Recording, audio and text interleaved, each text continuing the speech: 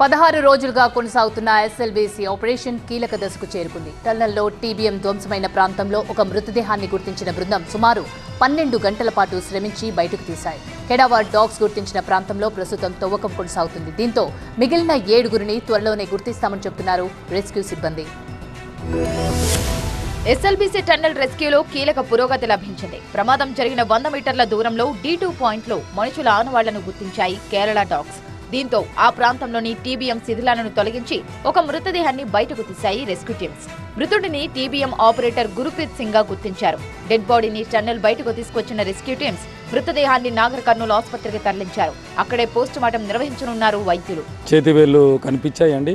దాని తర్వాత ఇంకా మనుషులు అట్లాగే పెట్టి సెకండ్ వాళ్ళు కూడా కంటిన్యూ చేయడం, ఉన్న వాళ్ళని అట్లనే కంటిన్యూ చేస్తూ మేము ఇవాళ పొద్దున 5 వరకు తీద్దాం అనుకున్నామండి వచ్చేసేది. కానీ అతని మీద ఇంకా 7 స్టీల్ ప్లేట్లు ఉండే.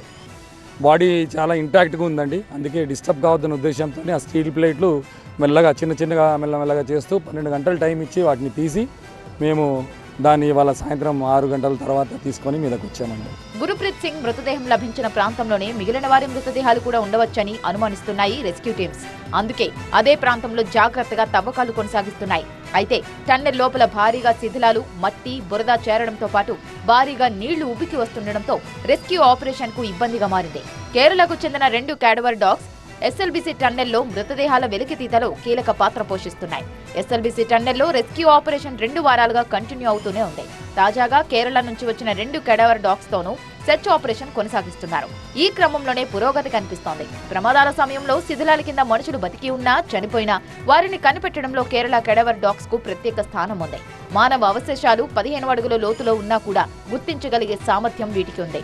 అందుకే ఈ డాగ్స్ ను ఎస్ఎల్బీసీ టన్నెల్ రెస్క్యూకి రంగంలోకి దించారు. టన్నెల్ ఎండ్ పాయింట్ సమీపంలోని 2 స్పాట్స్ కీలకంగా మారాయి. కేరళ నుంచి వచ్చిన 2 క్యాడవర్ డాగ్స్ ఇవే స్పాట్స్ ను గుర్తించాయి. అయితే ఈ ప్రాంతంలో తవ్వకాలు కఠినంగా మారాయి.